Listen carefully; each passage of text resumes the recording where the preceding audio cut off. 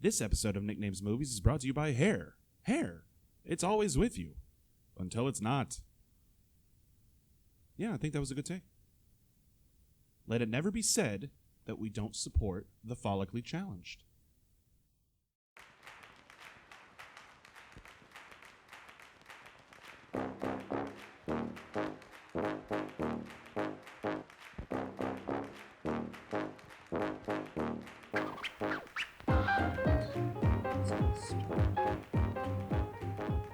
Hello, everyone, and welcome back to Nicknames Movies, Episode 7, for the week of June 1st, 2019, where each and every week we bring you all the cinema love and keep you informed about what's going on in Hollywood. I'm your host, Nick, naming the movies, and alongside me is my co-host, Zach. How's it going, Zach? I'm doing very well, Nick. Thank you for asking. Oh, well, you're welcome.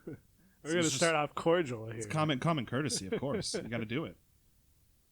But this is the podcast, Nicknames Movies, where we talk about what we've been watching and give you our thoughts. Want to be a part of the cast? You can head on over to patreon.com/nicknamesmovies, where you can donate as low as $1 and get the episode a day early. If you don't want to donate, no big deal. Every episode will be live every Sunday on YouTube or your podcast service of choice. You can also head over to tpublic.com/users/nicknamesmovies to find our merch and help represent your favorite new podcast. But now let's dive into the previews. Zach, what have you been watching? Well, I have been watching a collection of things, mostly bad.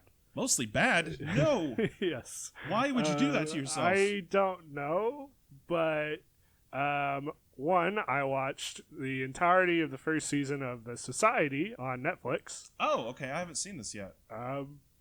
Yeah, it's like a modern take on what is it? Lord of the Flies, and oh, really? A little bit. It seems like Pied Piper, the Tale of the Pied Piper type thing. Very Basically, specific. what happens is these kids in this like really kind of high scale rich town, go on a trip, but Sounds then lovely. in the middle of their bus ride over to wherever they're going. I don't remember where exactly it is. It's like some museum or something. Oh, okay. The bus gets turned around, and then they go back to their original town. Only when they return, they find that none of the parents are there. Ooh. So now it is a town entirely comprised of horny teenagers. Okay, like they're high school age? Yeah. Oh, wow. Yeah, they're all in high school. A lot of sex going on? Yeah, it's just the high schoolers. There aren't any parents, and there's no one below the age of like 16. I So think. it's very specific high school. Okay. And the first night it goes about as well as you would expect. All the parents are gone. Yeah. What do? Party. Let's party inside the town church. Oh, that's not cool. A bit sacrilege. And then, it just evolves from there. They try to establish their own society, and some of the people don't want that because, they end up having to want to, say we got to share things. So everybody go into all the rich people's houses and that have, 16 rooms, and we need to, use those rooms. Is it like a small town, or is it a relatively... It is a small, affluent, basically all white town. Oh, okay. No diversity. I think there's a couple of darker skin tones in there, but you're towing a line. There's really only one black person. Oh, man. And he's poor. Aw. He's so poor that his house is not actually in the town. Oh, it is outside of the town, so he has to bike to it. But now, they discover that this town has been secluded. They try to leave. Yeah. And they can't. Oh, it's like Silent Hill. Disconnected. They can just keep going into the wilderness. The Society. And you might recognize the main lead as the chick from Detective Pikachu. Catherine Newton. Yes, who is awful. Yeah. She's bad in this? She was awful in Detective Pikachu, and she's awful in this. Oh, okay. So it wasn't just she was playing a detective character. No. Okay. She is also in Paranormal Activity 4. Yeah. So that should give you a good through line there. Yeah, I'm seeing a pattern here. Yeah. That's unfortunate. It is It's made from I think it's the producer. It's either the producer or one of the writers from Riverdale. Oh, okay. And it so shows, is everyone hot and sexy in this the teenagers? Yeah, they're all like attractive teenager Gotcha. type people. Yeah, it's a trip, man. Yeah, executive producer Mark Webb, who did The Amazing Spider-Man. Oh yeah. Who is in talks to do the live action remake of Snow White? I don't know if you saw. Wait. Oh, the live action. Yeah. I did see that. That is unfortunate. Yep. I guess. And this town is like really live action Snow White. It wasn't Disney, so I don't know. Wait, I think it was Disney. The Snow White. No, and the Huntsman, Snow White right? and the Huntsman was. Well, I think now it is because it was Fox Century. I think. By Rupert Sanders, that guy. Remember that guy? No. Well, he cheated on his wife with like Kristen Stewart or whatever. Oh yeah, that was a whole thing. He also directed Ghost in the Shell. Oh yeah, I didn't see that. Universal. So you're right. Because the reason I bring that up, like, it was Disney, is because in the previous episode we talked about a Disney movie that ended up being a Disney movie. Yeah. Did you do the research after? Yeah. Yeah, I did too. We should have. Oh well. We're gonna get a lot of stuff messed up, but that's okay. Oh well. We're fallible. No, we're not. Oh no, we're perfect. Um. So it's a bad show. It is like popcorn fluff, and there's so many inconsistencies and holes just for the sake of drama, and like every dude in this town basically just thinks with his dick. Well, of course. Like, I'm not kidding. When they're first establishing this quote unquote society, the titular society, the women witness these guys who, a lot of them are football jocks, of course, stereotypical aggro dudes. Yeah. Kind of like start to loot stuff and like take things from other people, and kind of like they want to keep all the good stuff for themselves. Yeah.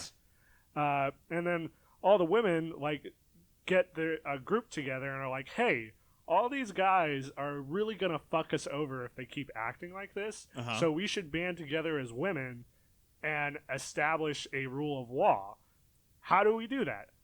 Let's just say we won't have sex with them unless they join us. That doesn't work. And it fucking works. It does? It does. They're literally, like, oh, darn. As soon as they drop it shows, I think, one girl from that group talking to one of the footballers, and she's like, she's basically, I'm not going to put out unless you stop being a dick. And then it cuts to a scene in which 3 of them are having a conversation on their old high school football field. Right. And they're like, hey, what if we, didn't take stuff? That's probably like that? Good. It's pretty much, on the nose. That's so and bad. Then they go, well, we're not going to have sex if we keep this up. All they have to do is wait for the women to want to have sex. And no, women don't want to have sex, Nick. What? Is this a law? According to this show. Oh, okay. No teenage girl has any sexual drive whatsoever. Oh, that's unfortunate. So it was just the Society that you watched? No, I watched that, and then I also watched this is gonna bring into question my activities on the weekend. Ooh. But I also watched the first 3 Twilight movies. Why? My wife wanted to watch them. She was a big Twilight fan in high school, so she's like, I haven't watched. Quote was. Yeah, it was. She owns the movies, I assume. That's how you saw them. She does. Well, yeah. I'm trying to think. We watched the first one on Amazon Prime, I think. Oh, okay. And then the next 2 she had on iTunes. But you didn't watch Breaking Dawn Part 1? Well, I had already seen Part 2. I haven't seen Part 1, so I'm in a very weird place. How did you skip Part 1? So, when we first started dating, and it's weird that this is the only way I've seen the Twilight movies, is this with my wife. But when we first started dating, she had recorded on the DVR at the time, a TiVo for you old folks out there. Yeah, or a DVR or whatever it's the thing. Is TiVo still around?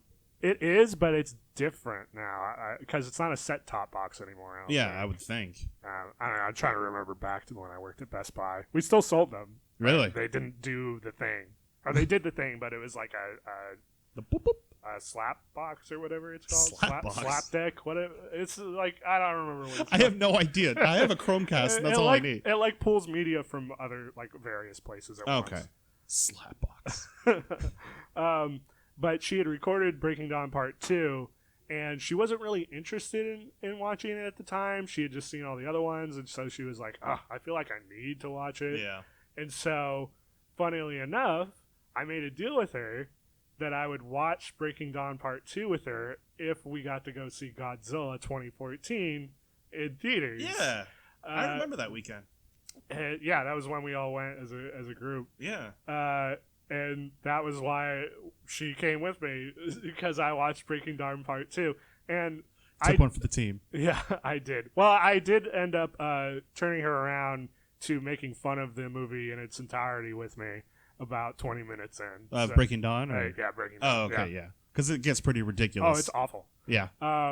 But flash forward to now. Yeah. Just, I think, last weekend. And she wants to watch the first 3 because she doesn't really like Breaking Dawn, either 1 or 2. Yeah. But she has fond memories of nostalgia with the first 3. Fond memories of nostalgia.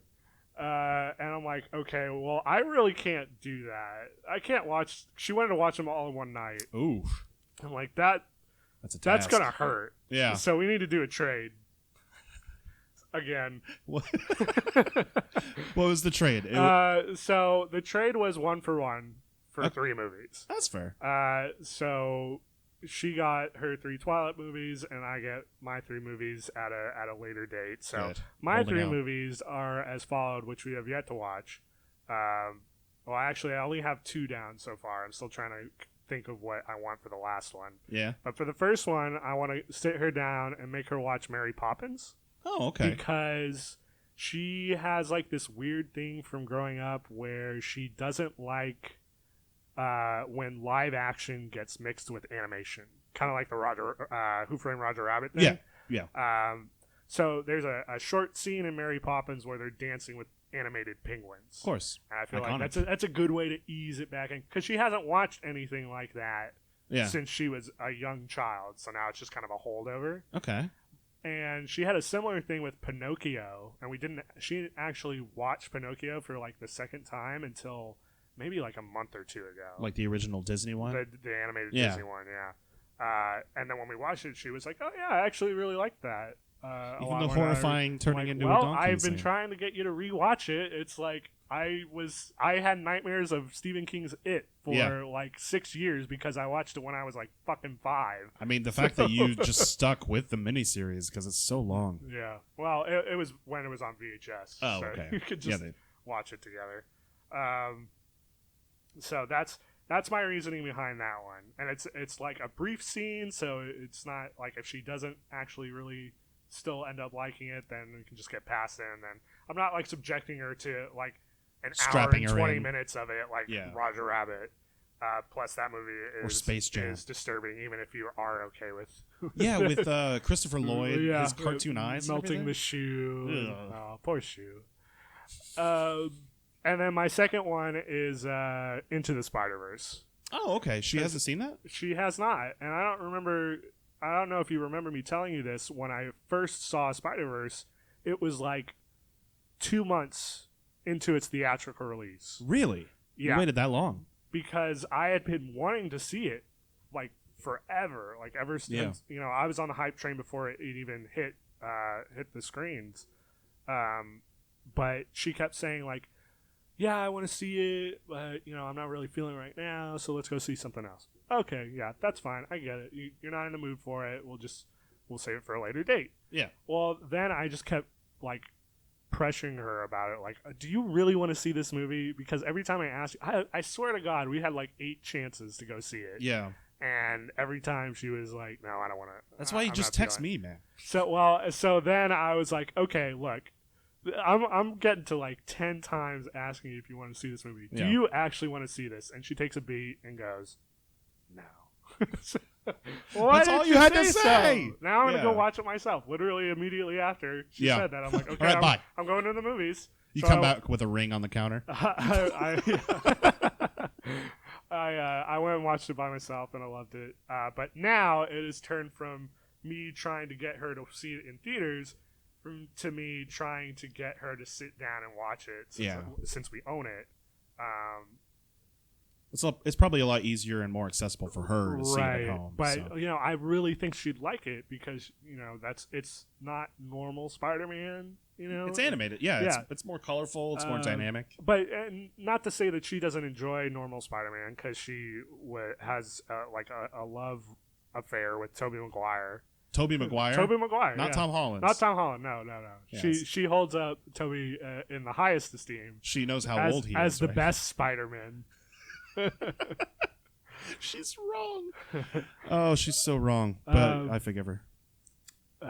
Which I think is a lot of nostalgia talking. Oh, yeah, for sure. I love those movies too, but going back and watching them, they have not aged well. They have not, no. Or at least the first two have not aged well. The third one was never well to begin with. Like when people say this, Spider-Man 2 is the greatest superhero movie ever. It's not. It's not. Especially with the movies coming out recently. Yeah. I mean, I think, and I'm going to anger some Andrew Garfield fans with this, but I think Tom Holland's all the best. 5 of them. Yeah. Yeah. I think Tom Holland's the best Spider-Man. He is. We have. Yeah. I know some people don't really like the younger version of Spidey, but I think it brings a lot of freshness to it's the fact that a character. British teenager can pull off a Bronx accent. Yeah. And basically acts like a kid. He doesn't. It's Tobey Maguire looked like a 30-year-old when he was playing Peter Parker. And it still has kind of like the kitschy, fun humor of the Silver Age that Sam Raimi was going for in the original trilogy because that's what he loved. But, it also has kind of a more modern sense about it that Amazing Spider-Man was trying to get into, but then it went full on like grimdark. Like brooding teenager.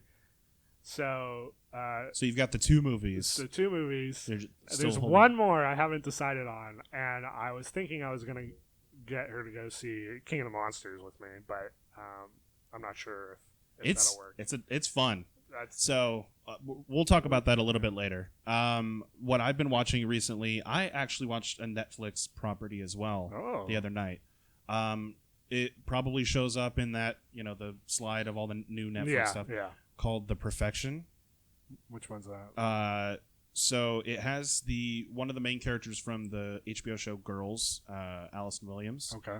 I went into it knowing nothing about it. I just saw like the title card. It shows Allison Williams with like blood on her and like a cello. What is it called? The stick.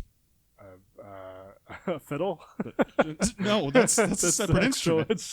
The cello stick. The bow. Thank you. It was the bow.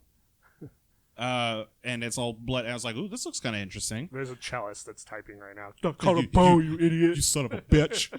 I'm a cellist, and I'm jealous. I'm sorry, cellist. Jealous with my cellist. No, and I started watching it. I knew nothing about it, and I was like, okay, I'm getting some audition vibes from it, which is really Takashi Miike. interesting. It starts off that way, and then it takes a quick 180 at one. I don't want to spoil anything because it's got a lot of twists and a lot of turns. But as soon as the credits started rolling, I'll just sum it up this way: as soon as the credits started rolling, I was like, do I hate this movie or do I love this movie? That's an interesting reaction. Is this a bad movie or is this a good movie? Because the acting in it is both good and bad. Like it's a very hammy sort of. I can't tell. Like the CGI in it is. There's a certain horror scene in there where a character has to amputate something. Okay. But there's some gore and there's some viscera and everything and there's some CGI insects that I was like, okay, is this from like 2005 or it's is like this... Bug? Yeah, kind of. But I don't want to get too into it. I want to have people like see it. It's only an hour and 40 minutes, I think. It's super short. Oh wow, yeah, short-ish. Yeah. For Shorter. It's a thriller. It's not a horror. It's not a drama. I'm watching it. I was like, okay, this looks kind of interesting. I remember the character from the show Girls, which I watched like one episode of. It's okay. You can admit that you have watched every episode of every Girls. season of Girls. HBO Girls. You're just a huge Lena Dunham fan. Because I hate Lena Dunham. I really do. As a person, just in general. Wow. All right. Well, just saying, the way that she does and the way that she operates in the real world is terrible. No judgment to you on my part. So, I mean, I'm gonna get some flack because I'm a straight white guy, but she's just a bad person. Anyway, I watched The Perfection, and then I started watching, and I'm sure you've probably seen it everywhere because this after Game of Thrones ended. This premiered like right after the finale. Chernobyl. Oh yes, I've been hearing great things about Chernobyl. So, and this is actually I want to see your reaction to the writer's filmography. Oh boy. So IMDb. Did you look this up before or after you? No, I saw a picture of it on Twitter of like, let it be known that no matter how bad you start off, as long as you keep trying,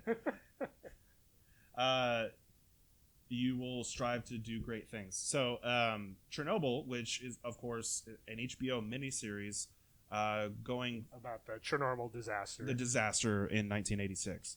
And it's really well filmed. The acting in it is great. I've only watched the first 2 episodes.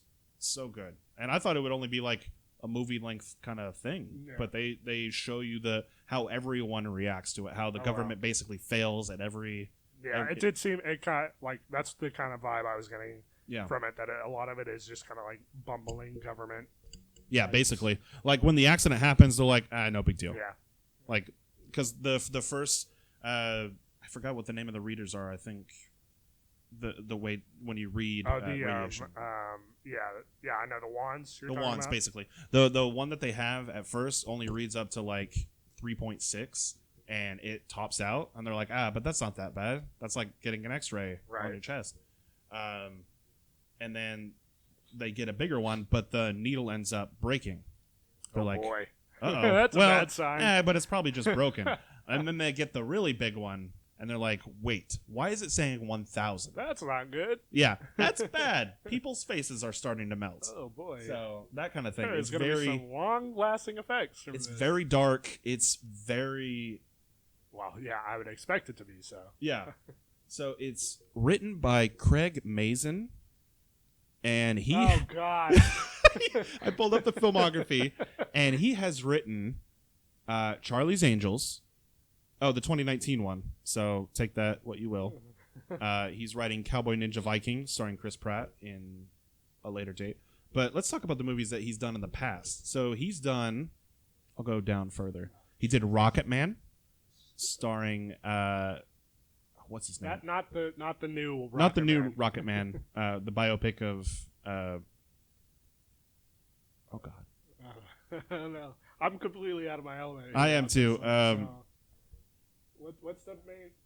Harlan Williams in Rocket Man, the one where he farts in his spacesuit and it blows up, and that's the cover of the movie. So he's all fat right there. Oh yeah. He's really bad. No, so the guy who wrote Chernobyl and is the creator of it, he also wrote Identity Thief. Yeah, that was the one that I saw, and I was like, oh, God, with Melissa McCarthy. Hangover Part 3, Scary Movie 3, Scary Movie 4, superhero movie. Just a lot of bad movies. The Huntsman, the Snow White spin-off movie that they did. Winter's War. I think that's the second one. Yeah, it's a sequel, but it's got... Chris Hemsworth in it after he was super popular with Thor. So, never let it be said that, you can't rise up from the ashes. Basically. If you were born from the ashes, there's only one way you could go. But speaking of ashes, people... Oh, God. Yeah. All the ashes and stuff, people playing in the ashes, kids playing in the ashes. It's very dark. It's really good so far. I think it's, as of recording, only 4 episodes. Okay, I thought it was a 6-episode movie. I think 6 total. But they've done 4 episodes so far. Okay. I didn't realize they were that far along already. Yeah, because I think it was. Well, maybe How they long did it ago the was week. Game of Thrones. Well, yeah, never mind. I guess maybe they started before Game of Thrones. Anyway, HBO is trying to fill the vacuum of Game of Thrones already. Look, guys, still stay with us. Yeah, his Dark Please Materials. Continue to give us your. I didn't realize. Did you know that was associated with the Golden Compass? Yeah, the Golden Compass is one of the books in his Dark Materials. Yeah, I had no idea. Yeah. It's basically the antithesis to the Lion, the Witch, and the Wardrobe. The Narnia Chronicles. Yeah, it's basically because it was written by an atheist, whereas C.S. Lewis was a super Christian. Right. Those were two like controversial, like the left and the right. The if you want to foils. get political. Yeah, basically. And so this one looks more. It looks better. Than the 2005. Yeah. I mean, that one was a fine movie with Golden Compass. I actually the never polar watched bear? it all the way through. It's fine. It's fine. It's not good. It's not bad. It's got Daniel Craig in it. Just It's got what is it? The snow bears. Yeah, the polar bear. Polar bears. Yeah, that's polar what they're bear called. with armor. Yeah, with armor. It's going to have those in there. But this is going to cover, I think, the entire trilogy of books. I think it's a trilogy. Oh wow. So, HBO's got to fill that vacuum. They have that and the Watchmen. Watchmen, series. Westworld, season 3 with Aaron Paul, science bitch. Oh god. Yeah. I'm done with Westworld. I stopped halfway through you season 2. You didn't finish season 2, right? No, I didn't. Yeah, I did. Was it? It was not good. So I'm glad that I stopped. So the best thing about Westworld is that you can watch season 1 and go, yeah, that was great. Yeah, and that was the end of And then Westworld the just movie. stop it. So, but man, they're really trying. They're really trying with the season 3 trailer. They're like, look at all these futuristic motorbikes. see, I didn't even watch the trailer because I was like, I'm not invested at all. Oh man, I'm probably gonna end up hate watching it. Don't do that. You don't have that much time. I don't, but like that's what I do with Sword Art. I hate watch it. Because now I have to know, does it get worse? After season 2, I was like, I see where this is going. I know what they're going to do. And they continued and continued. Yep. How does Kirito get all of these ladies to love him? I just read the other day that apparently in like big anime circles in Japan, they have a nomenclature for those with shit taste in anime. Oh yeah, and they call those people Kiritos. Oh really? Uh-huh. I think I remember reading that somewhere like recently. I thought that was just like it was just a loose connection. It's not, but it's actually because of Sword Art Online.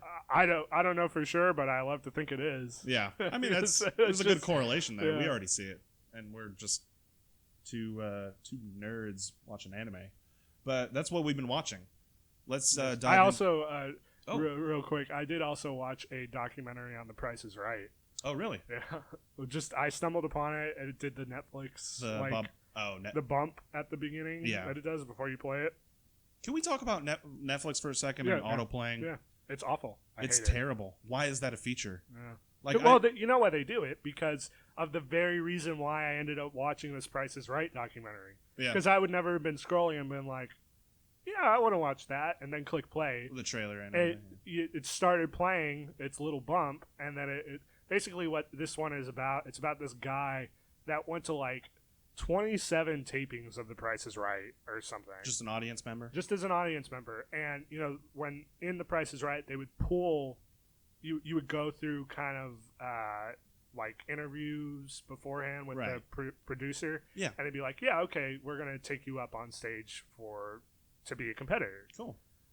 So he kept trying to get on The Price is Right as a competitor, and he was building these price lists for all of the things they would have on it. And he would find these correlations between all these different models. Like he would have charts of, if this is a 1970 whatever Chevy model whatever, then it could have these additions, which would bump up the price by these many dollars, and there would be all these variations on like what it would be. But he would know the prices for everything that would come up there, like to the dollar. Yeah. Very rarely did he ever get anything wrong, unless they kind of like threw a wrench in there. Like in fact, with that car one, he didn't start keeping track of those add-ons until they had a car up.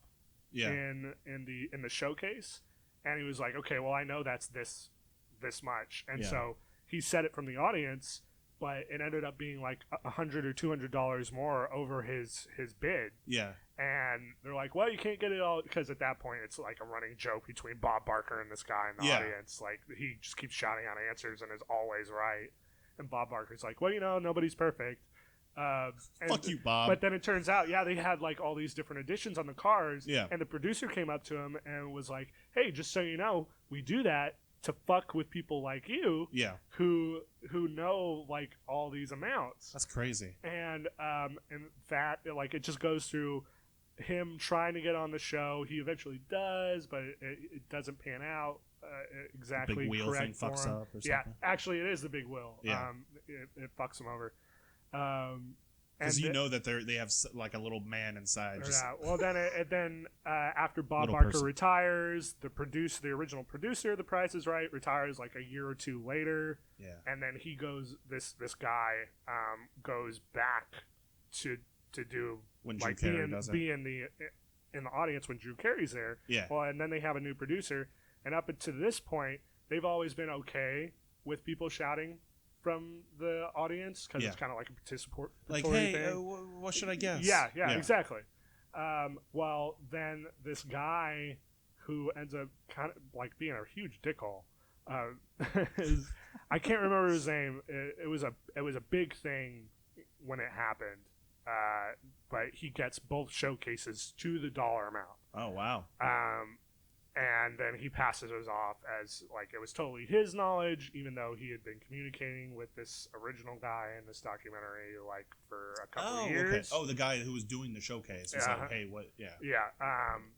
And they end up changing all the prize pool stuff as a result of this. And, oh, wow. Like Drew Carey was on record as saying like he was panicking. I think he was out of a job. Yeah, because he lost all when he lost all the money. Yeah.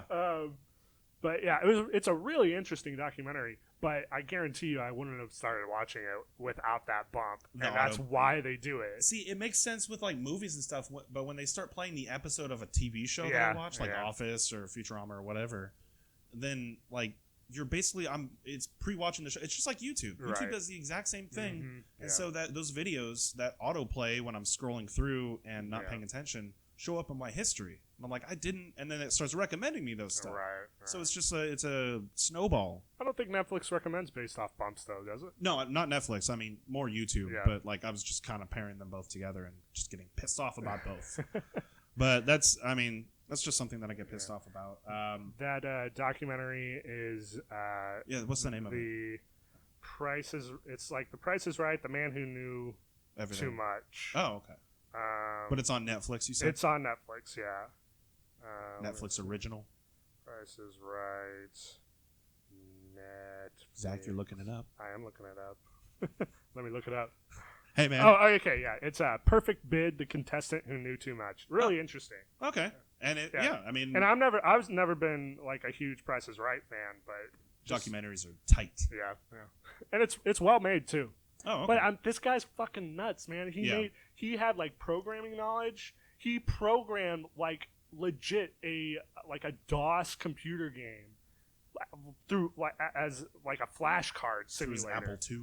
Yeah, essentially. Yeah. He's got like, and he's like, oh, it's just a simple program, but then it's got the Price is Right theme song going off, and they got like a little Bob Barker in there. It's like, what the fuck, man? This is just like some teacher out of California. I'm glad you enjoyed this documentary. You're getting really heated. It was wild, man.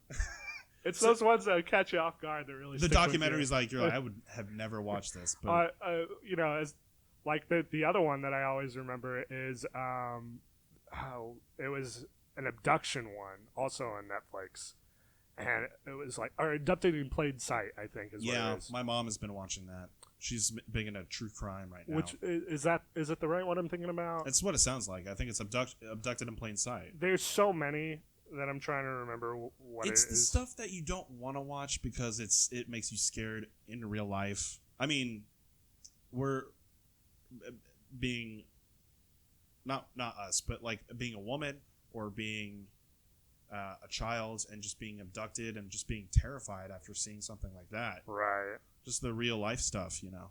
Yeah. Abducted in Plain Sight is what it is. Okay. And that thing is fucking nuts, man. They have the dad. Basically, what happens is there's this family friend, and he is like trying to abduct this daughter. Right. And to do that, he like weasels his way into like these like tiny little fractures of this family, and like basically uses them against them. Oh, So okay. like Creepy. he starts like a love affair with the mom, and like now she can't tell anyone about him because she doesn't want that. This is like back in the 70s, so there's this whole like divorce scandal thing. Like, It's like people Big are gonna Little look Lies down or on something. yeah. I don't know. I And haven't then seen that. like he goes on a camping trip with the dad, and he's like, "Hey, give me a hand job," and the dad's like, "Yeah, okay." What? What? So now he He's can't having talk sex with about everybody. it. I'm like, it's fucking nuts, man. Hey, camping hand job? There's like some alien shit in there. Wait, what? Yeah, like to make sure that the young girl that he kidnaps is not like telling people that he's a villain. Yeah.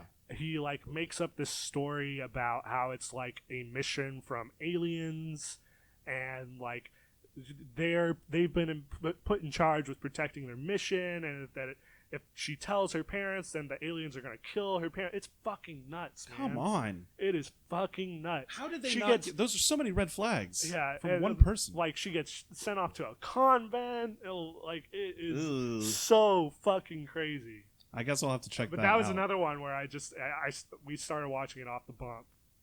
I guess documentaries are where it really works. I'd rather watch like Master Chef or something. Oh yeah, you would definitely have more enjoyable time. Yeah. With that. Of one guy yelling at people about the cooking and stuff. But I guess you're pretty heated about all that kind of stuff. Let's get into the main topic. Let's scooch on Get over away to from the Netflix bumps. to the main entree, to the matinee. This week I figured we can talk, since both Rocket Man and Godzilla King of the Monsters came out, which I saw. We could talk about biopics and kaiju movies. So, I'm still blanking on who Rocket Man is about. Elton John. Elton John, thank you. He That's has a who I whole was- song called Rocket Man.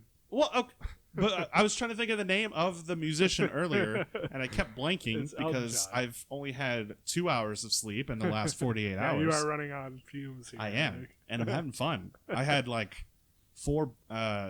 It's an energy drink called Bang. Yeah. I had 4 of those today. You should have had 4 Locos.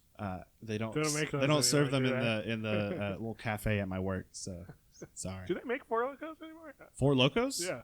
I don't know. I never Just went out without of the my way to search. alcohol or the ethanol. I think that what? That's cigarettes in it or something? That was cocaine. Yeah, they stopped making that one, Yeah. but they still sell Red Line, I think, and they recommend you only drink like half. Well, of no. it. Okay, yeah, I was remembering. 4 Locos used to have, or they might still have versions of it with alcohol in it. Yeah, I think And that's their whole thing. Well, they had to stop that, I thought, because it's like you shouldn't It's be 40 mixing ounces. alcohol and Yeah. Red Bull together. It's too much. It's too much. I never had one. No thanks. I don't want to mix 2 of those things together. Yeah. But let's talk about Elton John and Rocket Man and biopics. Well, I haven't seen it yet. Yeah. And you haven't either. I have not. No. But you want to see it. I do want to see it, and I Big am, Elton John fan. I do like Elton John a lot. My wife does not. Oh, really? Yeah, it's a big point of contention with us, actually. That's very interesting. I Because thought it would be I'll reversed. have like 1 or 2 Elton John's on songs on my my Spotify playlist, and I'll have it going when I'm washing dishes or something. And an Elton John song will come on, and she's just like, Hold me closer, tiny dancer. She's like, ugh, change it. yeah, That's what she sounds like. pretty much. Sorry, Casey. Or I think she's pretty much past that point now. She just looks at me disgusted and walks out of the room. Oh, okay. And then That's why you play it in the car. the what is it? The crisis clock goes up an hour. Oh, yeah. Yeah, for sure. What is One it mo- from Watchmen? The Doomsday Clock The Doomsday Clock. Yeah. goes up one the hour minute- to midnight. no, it's by minutes. So it's like 5 minutes, Yeah. and then it's closer. But we still haven't seen it. I actually kind of want to see it whenever I get a chance. Yeah, Whenever I have free it time. looks good. I kind of have a love-hate relationship with biopics. In what way? What was another one recently you've seen that you did not like? Well, I got dragged to Bohemian Rhapsody. Dragged? Yeah, But everybody loves Queen. I do love Queen. Queen's amazing. Okay, good. I could tell that this was not going to be an amazing movie, though. Already, off the bat? Yeah. It just looked very by the numbers and just kind of formulaic. And sure enough, yeah, I was right. That Directed by... technically not directed by Bryan Singer. Yeah. Well, he took over... Well, then he left. He stormed off. Yeah, because he's a very level-headed individual. Oh, for sure. Yeah. He's one of the greats when it comes to directors. He's not. He's not. One of the great... He's a monster. He's a piece of shit. So you didn't like Bohemian Rhapsody. I like the music. I like Queen music. Yeah, I do and too. Because it's by the numbers, it was just enjoyable to be like, watching the Live Aid recreated part of the movie. That's what that movie was for. Oh, yeah, it's to listen to the music. But which is, walking out of there, the people I was with, are like, oh, well, it's always good to listen to Queen music. I'm like, yeah, but I have fucking Queen on my phone. Yeah. I can listen to that whenever I want. Yeah. I don't need to watch a really shitty movie to get Queen music. By the numbers, just making stuff up. I the facts busted and out everything. fucking laughing. There's literally a scene in that movie where all band members are arguing. Yeah. They're just throwing tantrums, every one of them. They're just yelling at each other. And then someone strums on a guitar, and then they stop and they turn and they go, do that again. Boom. Okay, but what if we add this? And the whole situation is resolved by singing through and music. performing. Yeah, through the power It's of music. Fucking dumb. I mean, come on, music makes the world go round. Makes everybody happy. In reality, that is not how that went down. Oh, really? That's happened to you? If they were even in that studio at that time. If that actually happened. Because according to several sources, it's made 90% of that movie is made up. Made up shit. For drama, for a biopic, but you gotta have some truth in there, other than the music. That apparently is... Well, yeah, it's a biopic. Yeah, it's a there should biographical be some source. Picture is what it's and for. there are a bunch of biopics out there that are not on the up and up, per se. They take some liberties here and there. Walk the Line. Yeah, I was gonna say. Had a lot of stuff like that. They just add extra stuff like, hey, Elvis Presley was here, or certain musicians had talked to him or whatever. They had this ranch out there where all the famous people came and they held a little party, blah blah blah. Of course, that kind of shit. Gotta move the plot but forward. there should be kind of some semblance of reality going on. Yeah, because otherwise you don't feel like you're getting the true event. I know. I would say a good half of the audience who go see biopics don't care about the true events, because they were like kind of me, where I just go in and enjoy the music, or the people that you saw. But then you see something like I don't know if you've seen the trailer for it yesterday. Yeah. Which I think it is a great premise. Oh yeah. For the same thing. It's not a biopic, but Bohemian Rhapsody is, for all intents and purposes, let's listen to Queen music for an hour and a half to 2 hours. For sure. Yesterday is that, but with a hook. Yeah. There's a story crux to Yeah. it. There is a reason to be there other than the music. But you still get to listen to the music. And what is the story hook for those who haven't heard of the movie Yesterday? So Yesterday is about I don't remember the character's name, but he's a small-time artist. He plays guitar. Yeah. And does he hit his head? He hits his head, right? I think so, yeah. He hits his head and he wakes up the next day. It's always they hit their head. Yeah, magical world. He wakes up the next day, and now the world has become a place in which the Beatles never existed. Which is crazy to me. But he still has all the knowledge of the Beatles. Which is, again, crazy. He starts playing Yesterday at a lunch with friends, and they're like, that was fucking amazing. How did you come up with that? And then it's like he gets all the other songs out there. Like Craig Robinson in Hot Tub Time Machine. Yeah. Or like a weird version of was it the Ugly Truth? Not the Ugly Truth. The Invention of Lying. Yeah. Where he creates basically Ugly Truth is the that's with Gerard Catherine Butler. Heigl and Gerard Butler. Yeah, where the poster had hit a little heart on his penis. Yeah. Yeah. That was awful. I was working in the movie theater when that came out. It was terrible. Invention of Lying is not much better either. Ricky Gervais. Yeah. That's the one where they live in a world where there is no lying, and then just one day he decides, if I didn't tell the truth, like everyone in reality has to tell the truth. Yeah. So if someone goes, "How do I smell?" and you smell like dog shit, they have to say, "You smell like dog shit." Yeah. It was an interesting premise that didn't really work out. Yeah. It would have been a great 30-minute sketch. Yeah. But it ended up being like 2 hours or something. Anyway, yesterday. Yeah, yesterday is kind of along those same lines. He gets notoriety and fame from, essentially passing off the Beatles songs as his own, and then from the looks of the trailer, it looks like maybe one Beatle might show up at some point. So we're looking at the runtime really quick. Are we going a little long? Yeah. Because you had to talk about Price is Right for 10 minutes. It was good. Anyway. I'll let it through all this stuff, but that it's fine. It's fine, whatever. Yeah, that's yesterday. So I'm really looking forward to that. I think that's a good way to do something in the vein of Bohemian Rhapsody without the lie of, hey, this was Freddie Mercury's life. Like this is the story of those characters, of the musicians, and Right. It's not even like yesterday. I don't think it's going to be a story about the Beatles. I don't think that's what it's like about. across the universe. But it will. Yeah. Well, I mean, like that's not also. It's not a story about the Beatles. I see what you're saying. Yeah, exactly. It's a movie that has Beatles songs in it. Yeah. But then has a structure around, which I think if you can do both is probably what I've already blanked on the guy's name. The screenwriter for Bohemian Rhapsody was wanting. Oh, let me look it up. I'm gonna look it up. Like he was probably just like, I really like Queen songs, but I'm not going to be able to write anything original around those. So let me just do a Freddie Mercury biopic, and then just make it up. Which only 40% is true, or some shit like that. Looking up Bohemian Rhapsody. Sing a song. Oh, I'm looking up the cast. Whoa. Writers Anthony McCartan, story by Peter Morgan, and one more credit. Anthony McCartan. Again, he wrote the screenplay, but the story was by the two, Anthony McCartan and Peter Morgan. So, two guys. Yeah.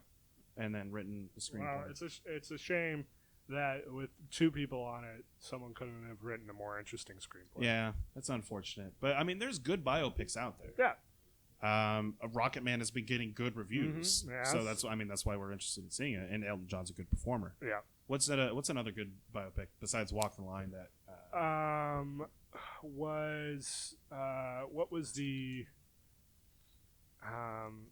Was it David Lynch one? Eraserhead? Eraserhead? Yeah, was that loosely based on someone? Was it? I thought it was. I've never heard this factoid. The Aviator was good. That's a filmmaker. Yeah, it's still that's Howard biopic. Hughes. I guess I was thinking of music. Musical biopic. That's my fault. That's my fault. I guess I was just focused on that. Straight Outta Compton was fucking great. I still haven't seen it. Oh, it's fantastic. You should watch that. I should. I haven't watched, and I feel like I'm failing just as a film auteur, someone who enjoys good films. Straight Outta Compton. I haven't watched Creed, like either of the Creed movies. Yeah. I know that sounds racist, like me associating those two movies, but like they both came out, I think. Yeah, they were around the same time. 2015, 2016, and I was like, I was missing all these good movies, but like. Capote was also good. Capote was good. I'm looking at all these. That's Amadeus, Malcolm X. Philip Seymour Hoffman was in Capote. Yeah. What was the one with Seymour Hoffman and Joaquin Phoenix with Elron? It was was really weird. Oh, The Master. The Master. Yes. That was a good one. That was Paul Thomas Anderson. Yes. Yes. That was really good. That was, I think, his last movie. I don't know if that would qualify as a biopic though. No, it doesn't, because that's all fictional. Well, it's But all fictional. The Master? Yeah, I'm pretty sure. Let me look that up. The Master. You're in the middle of looking something out. I am, yeah, and my keyboard is not working. The Master. I thought it was was loosely based on events in it. I feel like it was based off a book or something. Master 2016. Nope, that's the South Korean film. There. The Master. It was 2012 or 2011. Yeah, 2012. Wow, so long ago. It doesn't look like it was based off of anything. Written by Paul Thomas Anderson. So, suck it. Original. Oh, wait. The film's inspirations were varied. It was partly inspired by Scientology founder L. Ron Hubbard, so you're right. And then other stuff. Yeah, tiny font. So kind of, but not really. Kind of, but not. They took inspiration. It's definitely not a biopic, though. No. A decent movie. It looked fantastic. Yeah, it did. It was. It's a lot of talking. Yeah. He's known for that. He did There Will Be Blood and Steel Magnolias, I guess. Lincoln, fantastic movie. I didn't see that one. Won Best Picture. Yeah. That was who played Lincoln. I almost said Sacha Baron Cohen. No, Daniel Day-Lewis. Daniel Day-Lewis. Yeah. Who has retired from acting. Yes, supposedly. Supposedly. After they Phantom. always retire. You don't want to retire on Phantom Thread. How many times has Anthony Hopkins retired from acting? Anthony Hopkins? Yeah. He says he retires? He's had He's 1,000 years old. There's been 4 or 5 times where he's come out and said, maybe I'm just talking out of my ass, but I'm pretty sure. Fantastic. That's a good skill. Let's just do 20 best biopics of all time on. Oh, what is this called? Paste. Oh, that's the Jobs magazine. Steve Jobs.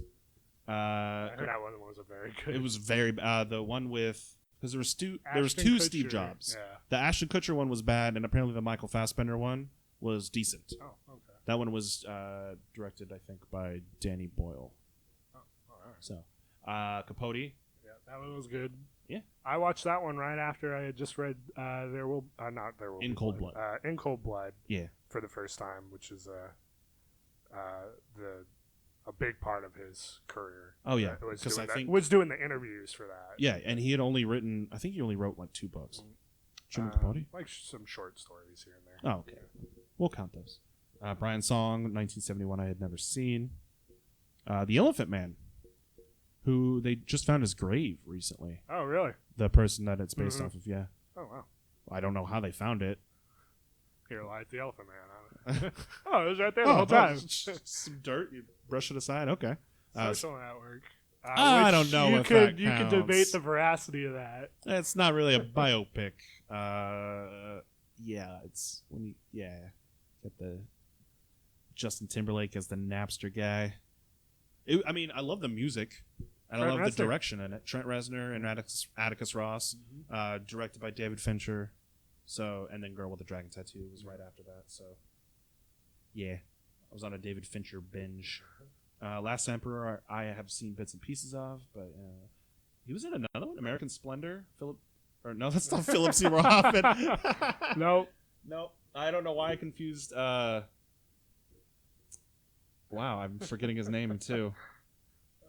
Paul Bettany and Philip Seymour Hoffman. I just confused those 2 actors. One is dead. One is very much alive. That's not Paul Bettany, is it? Yeah, it is. No, not Paul Bettany. Paul Giamatti. See, no, I said Paul Giamatti. No, you said Paul Bettany. Did I? Yeah, you did. I'll see the play it playback. back. I will play it back. But I confused 3 actors. Vision, what are you doing here? 2 hours of sleep.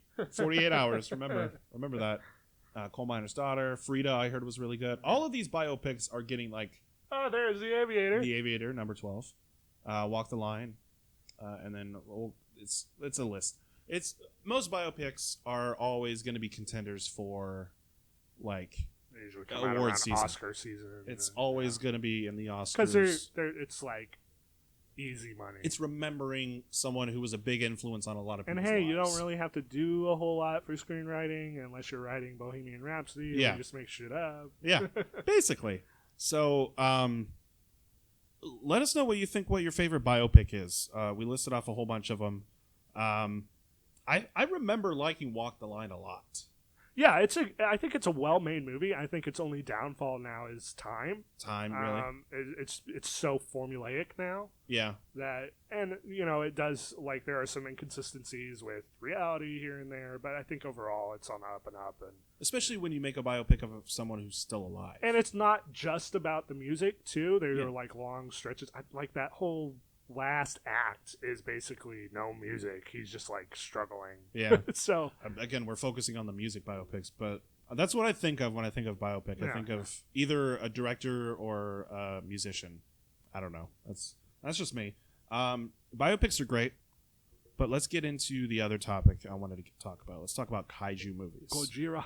Kaiju films, or large monster films. Yes, it literally means large monster. Yes.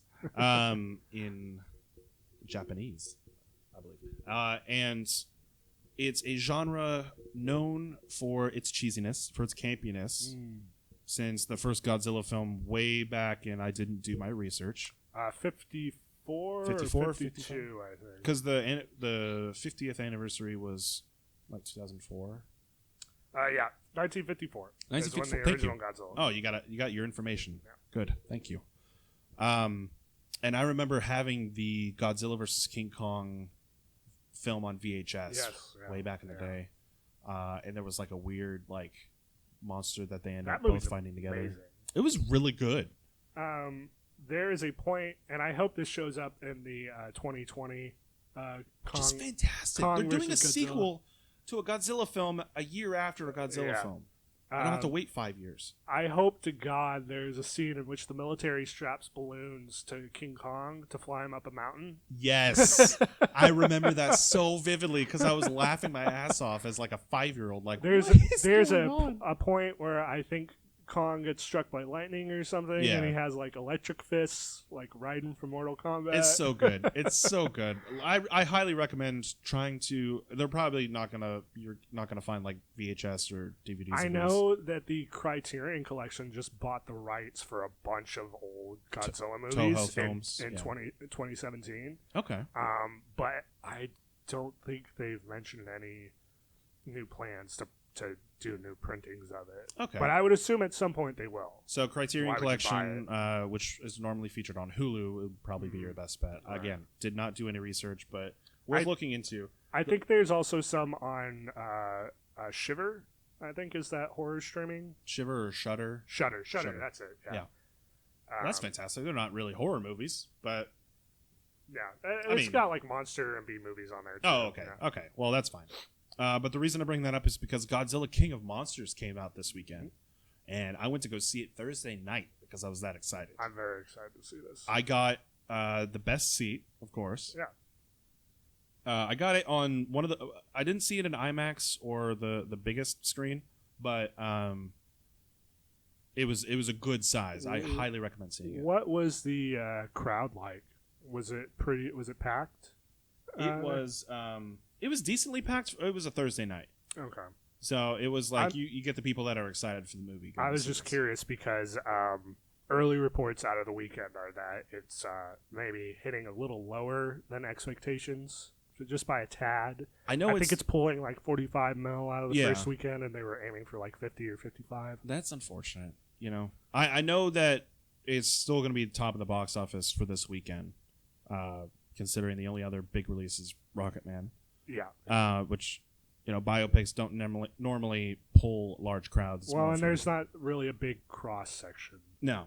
For like, should we see Rocket Man or should we see Godzilla? Like, there's a very specific theme in mind that you're going for each film. But I did not see the box office projections. Yeah, for I it. literally just read it before coming over here.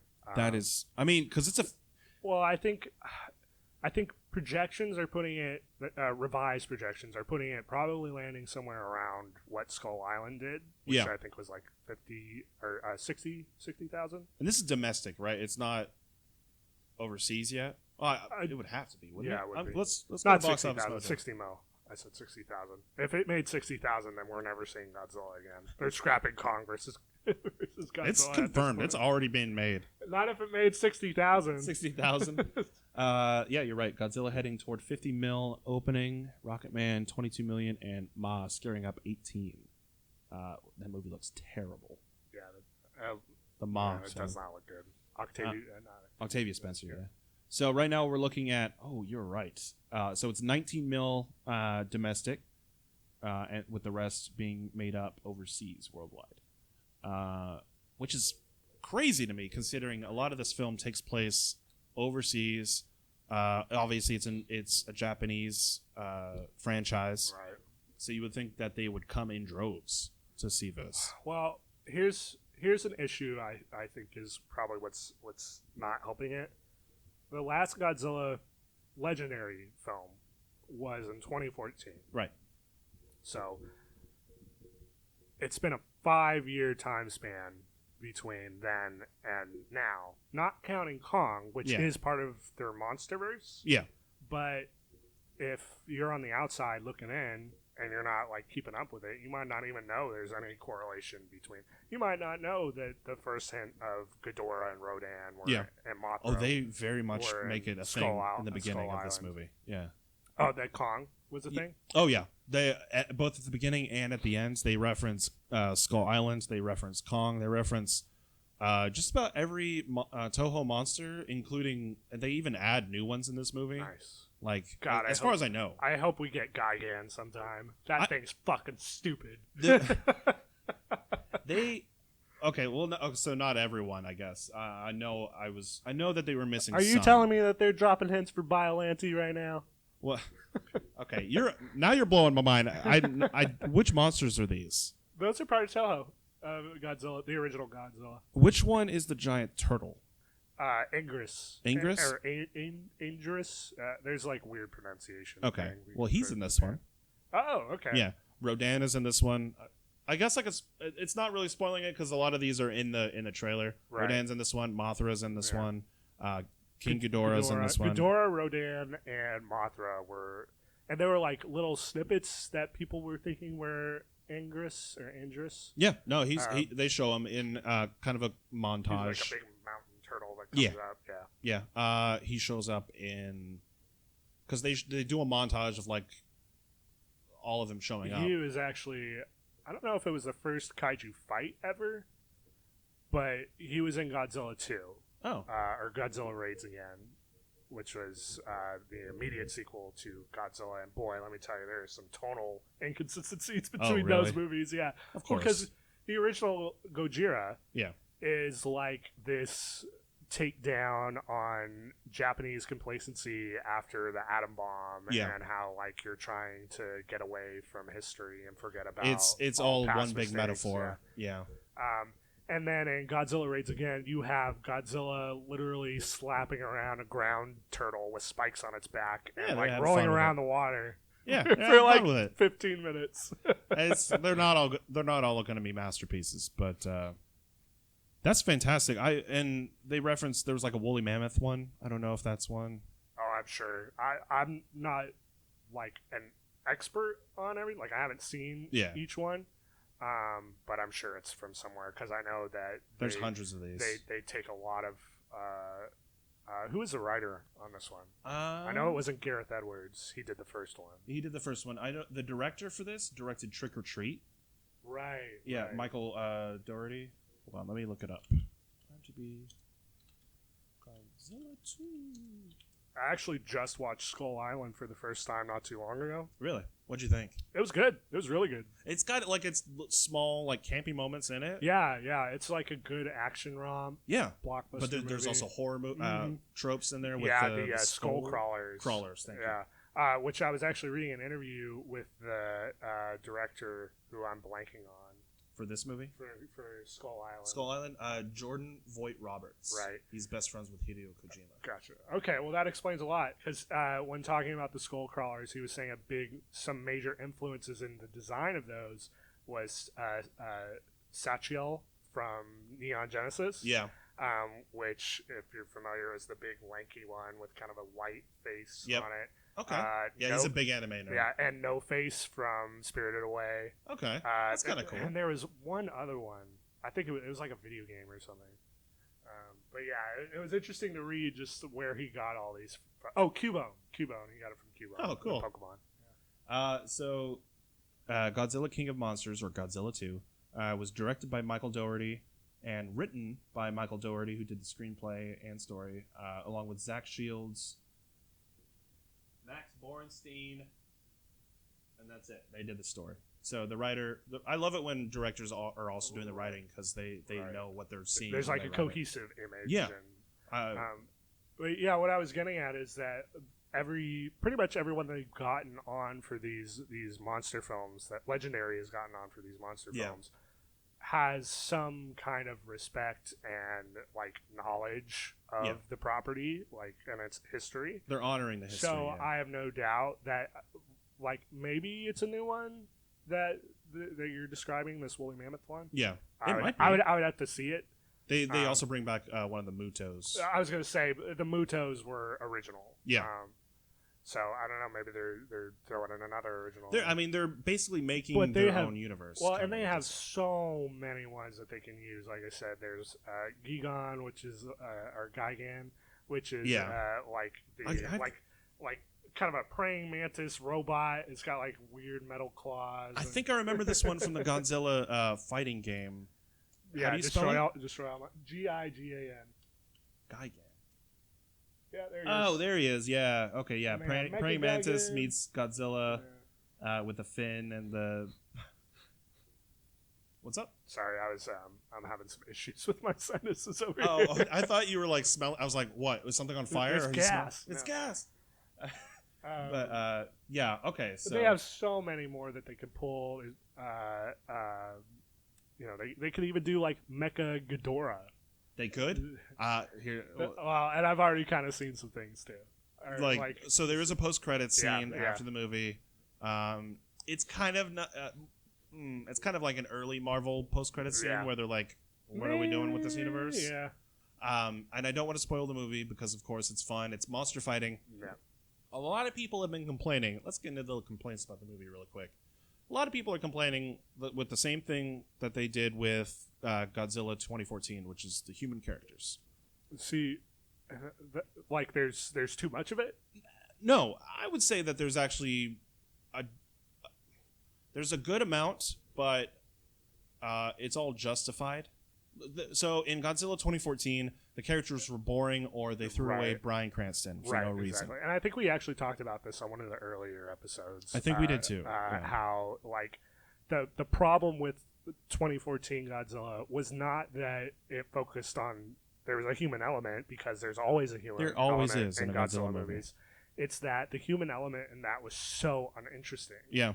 It was just boring. It's boring to watch Army Guy run around a city for 40 minutes screaming the name of his wife. It was Scarlet Witch and Quicksilver as husband and wife. And Gross. Then like nothing. There's nothing going on there. Yeah, they were all uninteresting, bland characters, and then whenever they teased a fight, they kind of like cut away to it, and so. I understand, like, story-wise what they were trying to do, and it made it more suspenseful. I still enjoy the movie. Oh, I do, too. It's fantastically directed. I could just call it out on its shortcomings. Yeah. So there are some similar issues when it comes to the characters. So they're not boring in this movie. They just make kind of weird decisions. I don't want to ruin this movie for you, because when you go in, you're going to get the monster fights. You're going to get fantastic CG. You're going to get a lot of destruction. A lot of like, how did they evacuate the city? That's impossible. Right. But assume most of the cities that are destroyed are evacuated. You do have to have like, it's giant monsters, man. You got to have some like cognitive dissonance. Because if you think about it too much, like I was kind of in the middle of the movie, I was like, millions have died. But yeah. Well, and like it's the end of the world. I went back and watched. I didn't say this at the beginning of what we were watching, but I went back and watched a bunch of the older Godzilla movies, and one of them was Godzilla versus King Ghidorah from 1991. Oh wow! And there are scenes in that where Ghidorah is just straight up jumping on buildings. Oh yeah. And like his beam is like going through like skyscrapers, and Yeah. like nobody's making out of that, man. Well, because it was all There's, models like, and stuff. deaths in like the hundreds of thousands. Oh yeah. But the huge difference between the old Toho films and I know that's 1991, but Toho is actually all encompassing. Oh, okay. So I actually have the eras up here. Okay. There is the Toho Showa era, which is 15 films. It's from 1954 to 1975. Okay. And there's the Toho Heisei era, which is 7 films from 1984 to 1995. And then you have the lovely TriStar Godzilla in 1998, which is the Matthew Broderick one. and Jean Reno. Jean Reno. Jean Reno. And then Godzilla 2000. As a response to that awful, awful movie. Yeah. The Toho Millennium era, which is 6 films from 1999 to 2004. Like Godzilla Final Wars. Ending with Final Wars. Yeah. And then now we're in the legendary MonsterVerse. And I think they're fun. This movie is fun. I left that movie going, I could turn around and go see that movie again. Yeah. But going back to the characters a little bit, again, not trying to spoil the story for you or for the listeners, but some of the characters are like, why are you evil? Why, like, and then characters that are associated with that character that are like, why do you side with them? Like, their logic is dastardly, literally. Like, that's the only word to describe their plan is dastardly. Yeah. Like, they have good intentions, but anyway. Some of the characters are like, okay, they could get stepped on. Right. I wish a building would fall on them. But they're not boring, so it at least has the human element is kind of interesting to watch as long as we still get the monster fights that are happening right above them. Right. And the human characters get involved in a lot of these monster fights. Like, they're right there. To where, like, debris is flying at them at 100 miles per hour. How did a tiny pebble not kill this character? Millie Bobby Brown plays the daughter of Vera Farmiga and the guy from Friday Night Lights. Dad guy from Friday Night Lights? Yes, and Super 8. And yeah, I don't remember, but it is Dad. He's a dad character. It's the dad. He's the Republican Middle America dad character. But I'm sorry, your sinuses. I know, they just started acting up all of a sudden. It's probably my cat and all the cat hair on the floor. I meant to vacuum. I'm sorry. It's all right. But the action fights are fun. It's just like there are shots in this movie that I'm like, I want a poster of that. Right. And there's something to say for Gareth Edwards' cinematography, director of the 2014 film, which I think, I don't know, I can't speak for certain because I haven't actually seen the movie, but judging by the trailers and all the pre-release footage, it looks like they've kind of carried over the same feeling where it's like, these guys are scary as fuck, man. Like, and there's this in the middle of the Toho run, which I think was the Heisei era, where it starts to get a little bit more comedic. You have monster dance parties, like Godzilla, Baby Godzilla, Rodan are all like having a dance off. I don't know which era Godzilla versus King Kong is in, but that was like, it's Godzilla versus King Kong. That's Showa, I think. I think that was the early. Okay. Because then the octopus comes in, and you're like, that's a real octopus. Well, and even like it's always been a little silly. Like even the second one, monsters. Which I was describing earlier, Godzilla Raids Again. There's like, even the original Godzilla. Do you remember how they kill Godzilla in that? I do not know. They release a bomb into the ocean. But it's not a normal bomb. It's a futuristic bomb. Of course. Literally called the Oxygen Destroyer. Oh! And there's a time lapse of Godzilla and fish, just like you can see the suit, and then it like devolves into a skeleton. It's fucking amazing. So, but it's like. Even are you gonna tell me the Oxygen Destroyer is in King of All Monsters? I'm not saying anything. My shit. I'm not saying anything. Go see the movie. Oh god, I'll go see it with you. That's amazing. I was literally gonna come in here and tell you that if you told me that fucking oxygen destroyer is in King of the Monsters. I would flip my shit.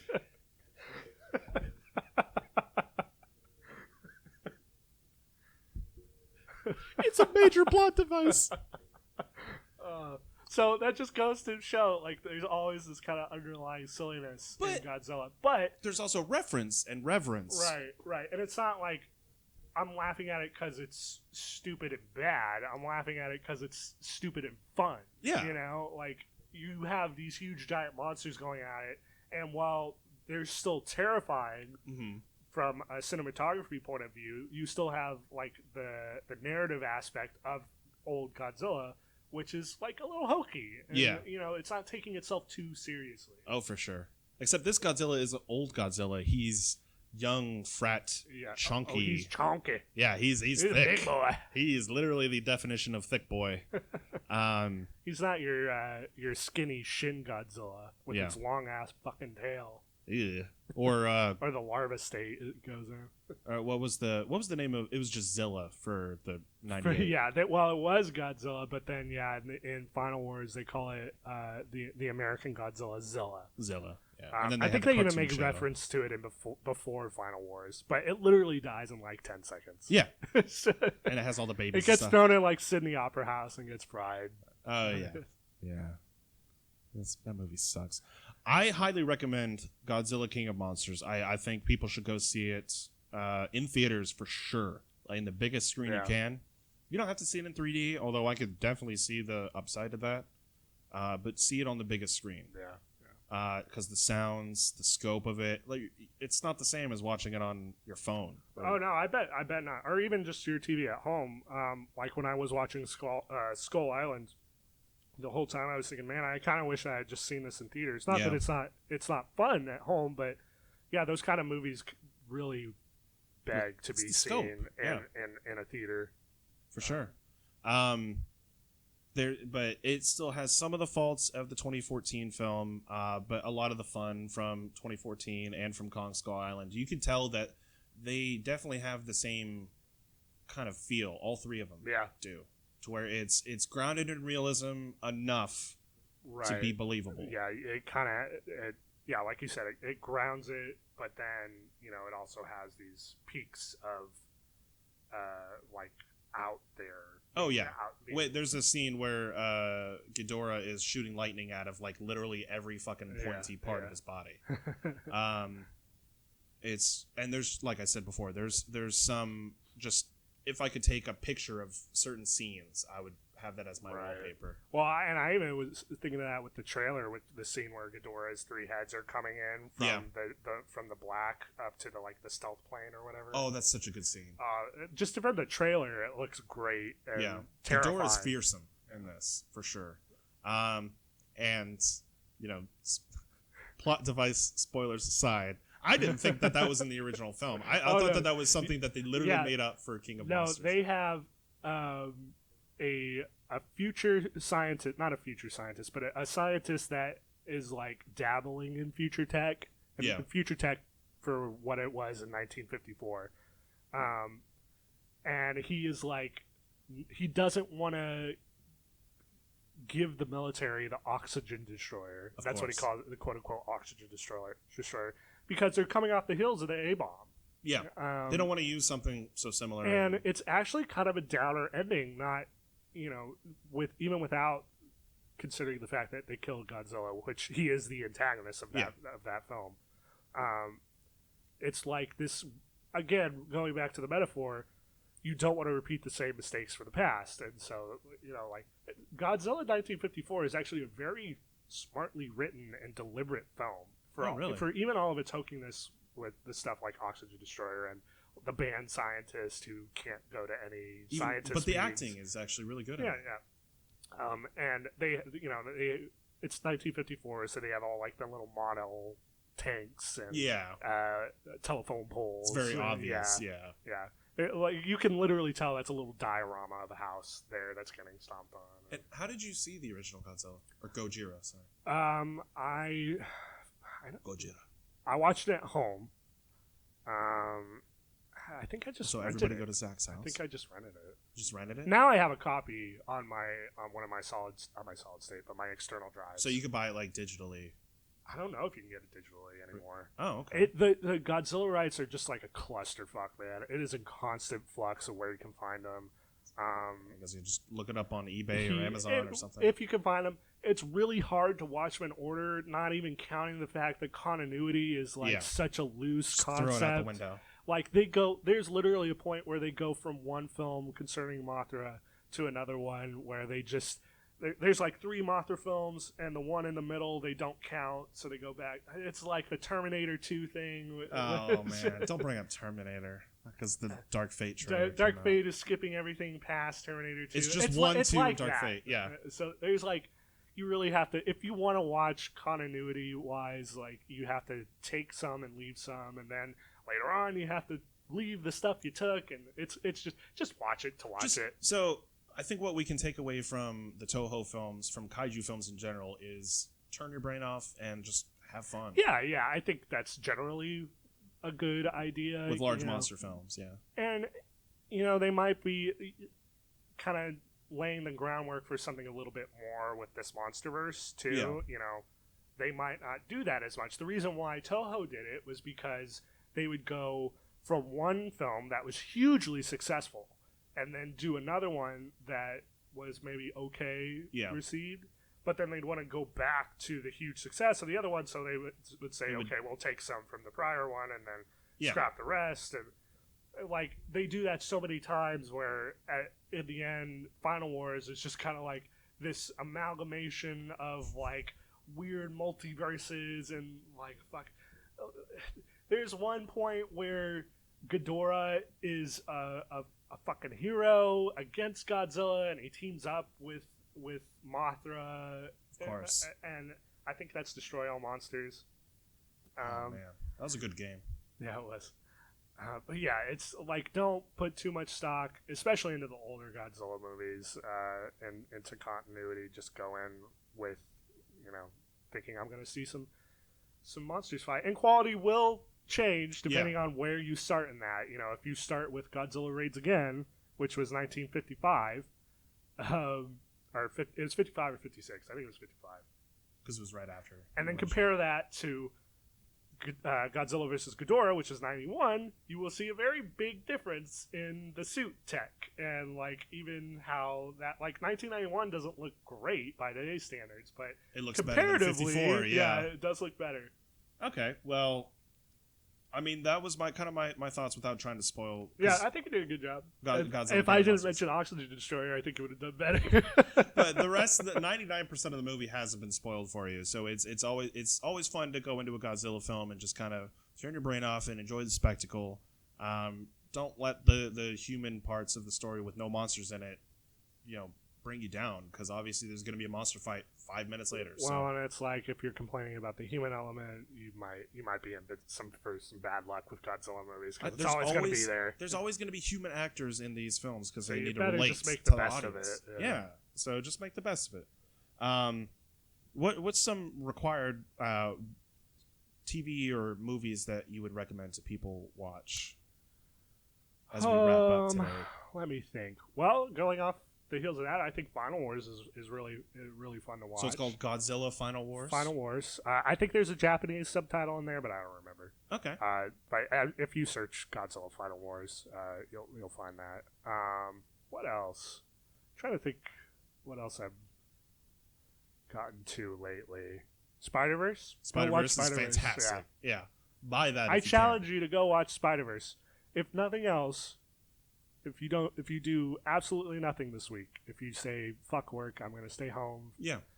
You don't feed yourself for 3 days straight. Oh boy, don't do that. Just watch Spider-Verse. Yeah, it's a fantastic movie, and I highly recommend owning it. It's literally in my top 3 superhero films of all time. Yeah. Just because it's that well everything. What about you? Do you have any suggestions? I would recommend King of Monsters just because it's out and it's relevant.